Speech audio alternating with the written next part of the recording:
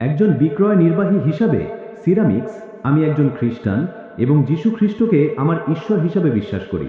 আমি ভালো করেই জানি যে সকল মুসলিম যীশু খ্রিস্টকে একজন নবী হিসাবে সম্মান করে। আমার প্রশ্ন হলো ইসলামে পরকে নিষেধাজ্ঞার বিষয়টি নিয়ে। আমার প্রথম প্রশ্ন হলো, আপনি কি যিশুর সমস্ত বাণী এবং যিশুর দ্বারা সম্পাদিত অলৌকিক ঘটনাগুলিকে বাইবেলে উল্লেখিত বিবেচনা করেন? যদি তাই হয়, তাহলে আমি আপনাকে একটি বিষয় ব্যাখ্যা করতে চাই। খ্রিস্টানরা যে বিশ্বাস করে যে শূকরের মাংস বা কোনো খাবার নিষিদ্ধ নয়, তা সুসমাচার থেকে এসেছে। যখন যিশু বলেন যে আপনার ভেতরে যা আসে তা আপনার কাছ থেকে বেরিয়ে যায়, কিন্তু আপনার হৃদয় থেকে যা আসে তা হলো একজন মানুষকে পবিত্র ও পবিত্র করে তোলে।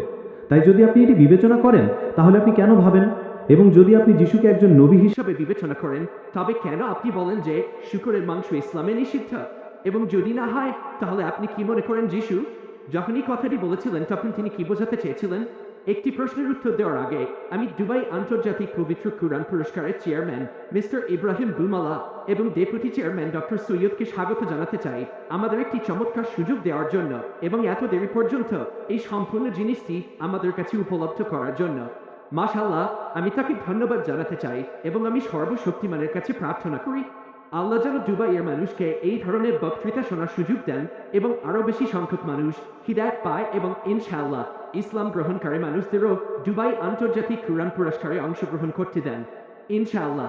ডক্টর ইব্রাহিম এবং ঋষিক মোহাম্মদকে ইনশাআল্লাহ, আমি কি বাইবেলে উল্লেখিত যীশু খ্রিস্টের অলৌকিক ঘটনায় বিশ্বাস করি? আমি বাইবেলে যা উল্লেখ আছে তা বিশ্বাস করি। যদি আপনি মনে করেন, ভাববেন না যে আমি নবীদের আইন ধ্বংস করতে এসেছি, আমি ধ্বংস করতে এসেছি না, বরং পূর্ণ করতে এসেছি, আমি বিতরণ করতে এসেছি না।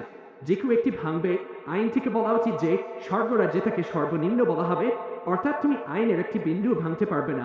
যীশু খ্রিস্ট, এখন তুমি আরেকটি আয়াত তুলে তুলে বলছো যে তোমার ভেতরে যা আসে তা তোমার হৃদয় থেকে বেরিয়ে যায়। তুমি জিজ্ঞাসা করতে পারো, এর মানে কি তুমি মল ত্যাগ করবে? তুমি তোমার ঈশ্বর যীশু খ্রিস্টের সাথে সালাম প্রত্যাখ্যান করছো? এটা বলে যে ভাবো না যে আমি নবীর আইন ধ্বংস করতে এসেছি।